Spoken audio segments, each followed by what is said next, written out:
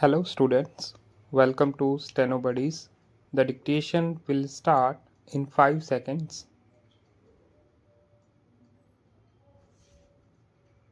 Sir, the budget has been variously described and criticized as one that increases the burden of the common man, one which gives concessions to the rich and encourages foreign investments. I agree, sir, that it is all this and much more, but it certainly is not a highwayman's budget. To my mind, sir, the budget is sincere, conscientious, and at the same time, it is a bold effort on the part of the finance minister who is charged with heavy responsibility of finding resources for the third 5-year plan. This plan, to my mind, sir, is not at all ambitious in view of our needs. It may be looked upon as a rather heavy demand, but looking to our needs, it is not very ambitious. Sir, the fact that even the considerations of the coming general elections could not delect the finance minister from the course which seemed to him necessary and proper should earn him the appreciation of every right thinking man. The common man's interest, as I said, is nearer to our hearts than perhaps some others can claim, or at least it is equally nearer to us, and yet there come times in a nation's history when it becomes necessary for the people to postpone the fruits of their labor and enterprise to secure the future. Here also, sir, opinions may differ according to the Communist Party. Such a time came during the last Great War when they were exhorting people, the common people, to contribute their full might to the war effort. According to us, however, sir, we are passing through such a time at the present moment, and I have no doubt that the common people appreciate this position and will willingly tighten their belts, contribute their full might, and will surely return the Congress to power, having full confidence in the future and looking to a future where their posterity will be assured of a far better social and economic order, who, sir, does not sympathize with the difficulties of the common man. As a matter of fact, most of us come from that class, and I am sure the finance minister would have liked to do away with some of the levies.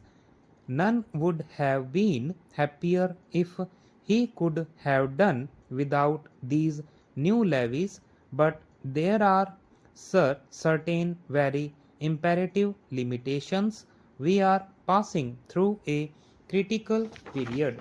Sir, it may not be necessary to continue these levies for a long time. Rather, I am inclined to think that before long it may be possible to give up some of them at least.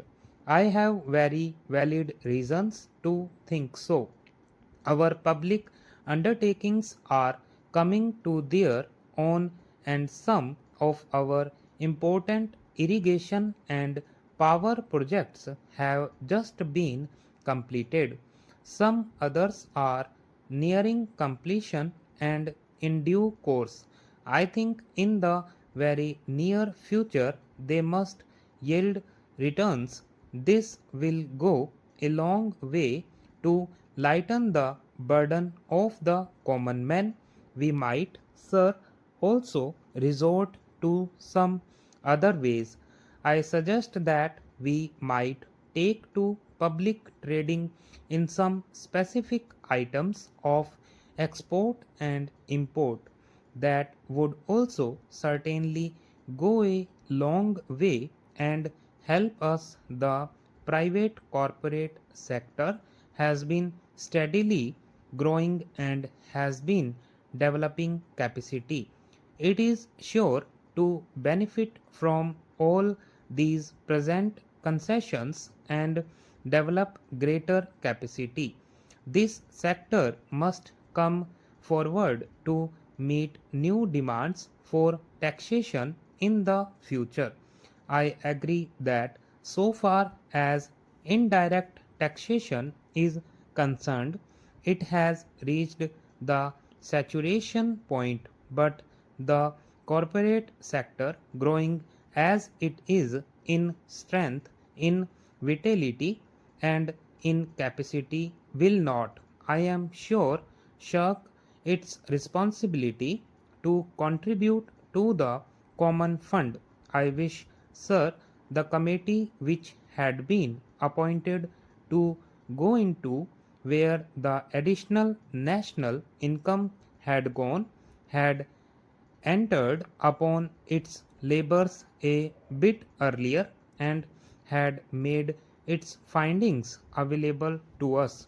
I do not want to state its findings, but I have a feeling that the committee, when it concludes its labors, will come to the conclusion that a major portion of this additional national income has gone into the pockets of comparatively small number of men, small number of individuals, and it is they who must in future contribute their share to the country's taxation needs, because the profits they have earned are not all due to their own efforts and enterprise only.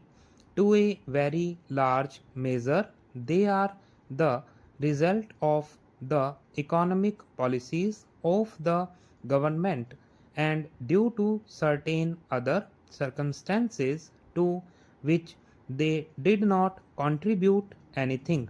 Therefore, there is a ample justification for the two taxes, the capital gains tax and the excess profits tax.